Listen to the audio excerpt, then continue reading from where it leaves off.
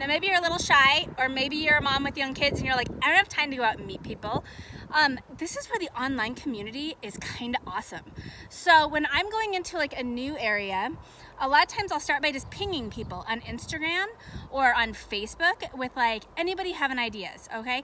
And sometimes this doesn't work and you don't get any feedback. And sometimes if you have like a rich community of people online that you can pull from, they'll even reach out to you. So for us, we are in the Black Hills of South Dakota. I was about to cry after this hike. We went to Mount Rushmore, and I know I'm gonna offend some people, but it didn't really like get me too excited. The only hike they had there was like a mile long, and 0.8 miles of it was closed. It was like so sad. But we had our friend Joel call, and he's like, hey, my parents live in the area. I know the area really well. You need to do this and this and this, and you need to do Sunday Gulch, you need to go to Lake Sylvia and paddle. And it was awesome. And so sometimes that community, you can reach out and they give you ideas. Sometimes they reach out to you and give you ideas. And that is one thing I love about Instagram. Now, one site I have been going to more and more is called the Outbound Collective. I have not contributed yet to this site, though I might, and I have lots of other writer friends that have. And you can just type in an area and it lists like adventures with photos, because we are so image driven. This is awesome. And you can just go through, once you have an account, and heart all of the adventures that look fun to you. It gives you all the information on how to do it. I've been using that one a lot.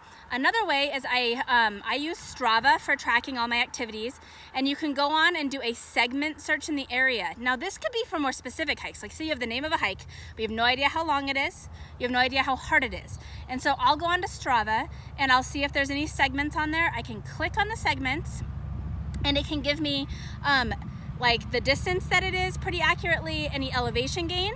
And for our family, I know that if it is 1,000 feet, vertical feet up per mile, that is gonna be a crazy intense hike.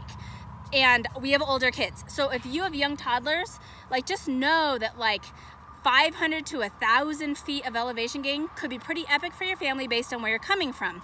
In Utah, 2,000 to 3,000 feet of elevation gain is pretty epic for a family hike. And if we wanna keep it easier, we keep it under 1,000 vertical feet. Now I know not all of you guys are mountain bikers, but I would highly suggest you get one of two apps on your phone, or maybe even both, because I think they work in conjunction. The first one is called Trailforks, Trailforks,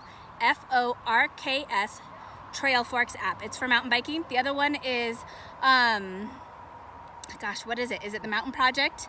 And these list trails everywhere. So for Trailforks, for example, you go on, you download your state, and it brings up all the mountain biking trails. Now not always, but a lot of mountain biking trails are also hiking trails. And all you have to do is tap on the trail. It gives you trail information, it gives you the distance, it gives you elevation gain and elevation profile. It like has a written description of what it looks like, and sometimes photos. And so these are all things that we use to gauge our trails. And the last one is, we have a trail runner in the family. My husband's a trail runner. A lot of times we show up, and if we really want to do a hike, but we're not sure how hard or easy it's gonna be for the kids, he will go run it first. He will go do it first before we take the kids on it. Or we will contact friends who have done it and be like, what's this like? Blogs are also a great asset for that. Like I just search on and I look for trip reports, because they will often give trip reports and photos, and I can like look at that and deduce the amount of information from it. So anyway, that's how we find most of our adventures, connecting with other people online or personally, and using these specific apps to do it. Anyway, happy adventuring, have a lot of fun. Bye, friends.